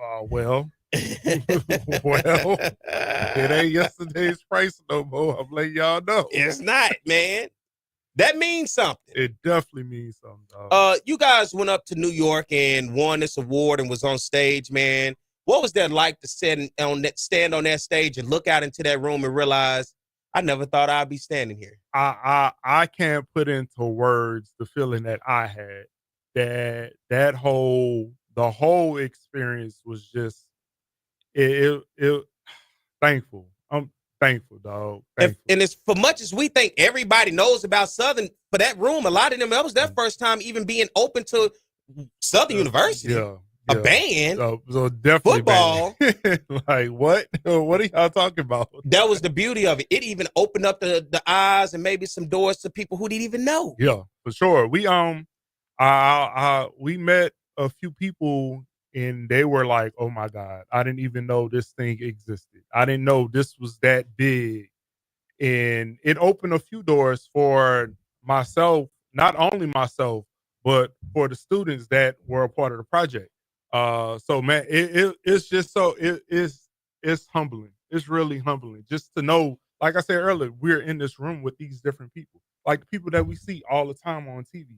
These networks that we see every day, we're in the same room. And some of them don't even have an Emmy. That's why they're trying to win an Emmy. We were the Olympics swept every category they were in. The Olympics. Mm-hmm. We had some people next to us like, man, are we going to win something? The Olympics sweeping stuff. You had these big companies from XYZ ecstatic when they won awards, and we're in the same room. Like, we're not necessarily competing with everybody in that room, but we're in this room. Some people walked away in that room really wanting to win an Emmy. What? Because they understood what that value was going to do, not only for them, but for their company. Exactly. like I said, the Olympics swept everything. Like, the Olympics had like 10 awards. And just think of like Netflix or somebody that didn't win anything. I don't know if y'all won something Netflix. I wasn't paying that much attention. I'm just using y'all as an example. They ain't gonna trip. But okay. Like Prime, Fox Sports, XYZ, people real life went up in there, like you said, wanting to win. Like, we need that Emmy. Yeah, and I'm gonna do like the folks say, and here this little group from Southern in here with the big boys, and you walked away with an Emmy while some of these big boys walked away with nothing. Nothing at all. That is amazing. You want to give a shout out to anybody who made this special for you guys to get to New York? I want to shout out Nala. Thank you for everything that you've done for the students. Nala Jermaine, and especially a huge shout out to Laquita Thomas. I I don't know how this trip would have got pulled off without her help. Laquita picks up the phone every time I call. She is the top person, the top Southern alum that I know of that puts her 110% in back into Southern University. So shout out to Laquita. I love you. I love you. I love you. Thank you. What I want to move forward is, and clip it, send it, whatever. The powers that be at Southern, whether it's the Southern University board, whether it's the Southern University chancellor, whether it's the Southern University system president, understand how huge this accomplishment is, that you can use this as a recruiting tool forever. Forever, ever. Forever, ever. That has more value than you could ever imagine. And now it's the time to put some money into that mass comm department. Yep. Hold it to a standard to take it to another level. To a level that you can't even see. And because you can't see it, call Garrett. Right? You can't see it. Garrett sees it. Garrett, you should be over everything at Southern that has anything to do with a camera, period. Whether it's athletics, the school, the band. After today, you should be getting a call on Monday saying we need to have a meeting with you. We got a job. You're going to be director over digital creation content for the entire Southern Baton Rouge campus. Here's a budget, build you a team, get you an internship program. Good luck to you. Let us know if you need anything. That's what should be happening moving forward. And I'm not saying that because you my boy. I'm saying that because clearly you have a vision. You have accomplished something at the highest level in terms of winning an Emmy on behalf of Southern University, and it put Southern on a stage that maybe Southern don't understand how big that stage was. Mm-hmm. Not only that, you already have the partnerships with companies like Sigma. There's so much more out there that can grow if you just bring you to the table and be like, man, this kid, this guy, this young man actually knows what he's doing. And he's helping us, so let's help him. Mm-hmm. And let's not give him crumbs. Let's give him our best. Because right now he giving us his best, and look what it's doing for Southern. Because as I'm seeing this shared, it's saying Southern University marching band and Southern University. It ain't saying Garrett Edgerton. Nope. But I know who the man behind the plan. So Southern, people out there, listen to me. Get this man in the office on Monday morning. Tuesday. Monday holiday. Don't even matter. When it's business, it don't matter about holidays. That's true too. Yep, that's true. Hey, you ain't lying. Get him in there. Put that offer on the table that's worthy. Look at his connections and networks and the countless people that have come under you as a team, because you have trained plenty of people. Get them in there and say, Garrett, we want to figure out how can you do this for the school as a whole to help us for recruiting, to help highlight our band, and to help showcase our athletic program, because we want to then increase our portfolio in terms of our marketing value out there.